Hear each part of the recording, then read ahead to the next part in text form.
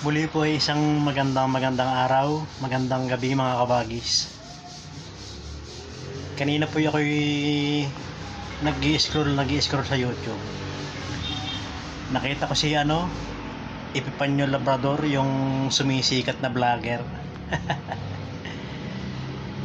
Ay sa kasalukuyan po yung natakot na sa sarili niyang ginawang multo. Gumawa siya ng multo tapos siya mismo yung natakot. Siya po mismo ang may sabi na lumipat na siya ng tirahan dahil nga natakot siya sa sarili niyang multo. Ayan, panoorin po natin mga kabagis yung kanyang pagsasabi na siya'y lumipat na ng tirahan. Pasensya na po kayo kahapon kung hindi po tayo nakapag-vlog dahil po sa bumiyahe po kasi kami,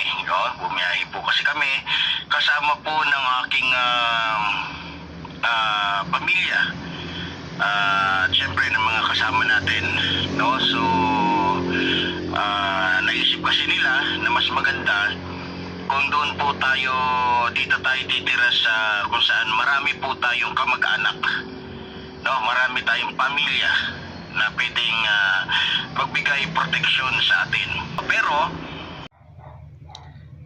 ayan mga kabagis, napakinggan niyo po, pati pamilya niya apektado.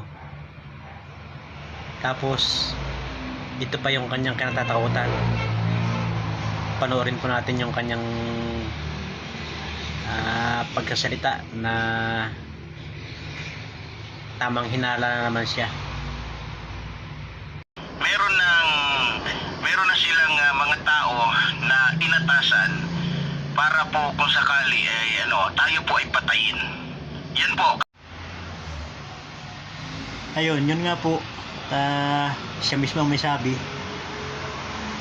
na kung sa akin naman, sana hindi siya gumawa ng sarili niyang multo para wala siyang kinatatakutan sa ngayon. Siya rin naman may kasalanan kaya nagkaganon. Dapat payapa ang buhay niya gumawa siya ng sarili niyang multo, kaya siya na rin mismo ang naglagay sa kanyang kalagayan na ay kawawa po nasa gubat na ngayon nakatira. Ayan, dati po ang ganda-ganda ng kanyang background doon sa kanyang mga vlog. Pero ngayon talagang yung Labrador na nakikita ko nung una, parang askal na ngayon. Kasi nga sa gubat na siya nakatira. At tingnan niyo mga kabagis yung kanyang background. Gubat na talaga. Kakawa na. Tapos siya mismo yung nagsasabi na may mga gusto raw pumatay sa kanya. Tapos tayo dyan. Doon sa mga kapatid na sinasabi niya na nagbabanta sa kanya, palagi ko wala namang nagbabanta. May nagkaso, pero walang nagbabanta sa kanya si papatayin.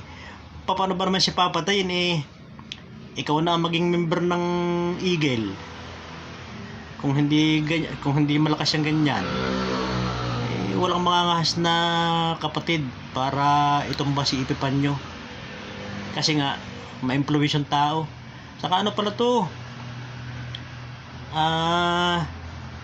parang siya sa mga naunang video na napanood ko sa kanya, parang tirador din ito. O si Tevez nga, pinagbanta si Tevez gano'ng kabigat na tao si Tevez, pambihira yan. Ayun, hanggang dito na lang po muna mga kabagis. At ako hindi nag-upload ng video at nanonood na lang ako ng mga palabas ni Epipanyo Askal Labrador. Kasi nga banat ng alangan yan. Ngayon natatakot na siya. Na sana kung hindi siya padaskol ng pagsasalita, bago niya sinasabi, sana iniisip muna niya Sana payapang-payapa ang buhay niya. Nako.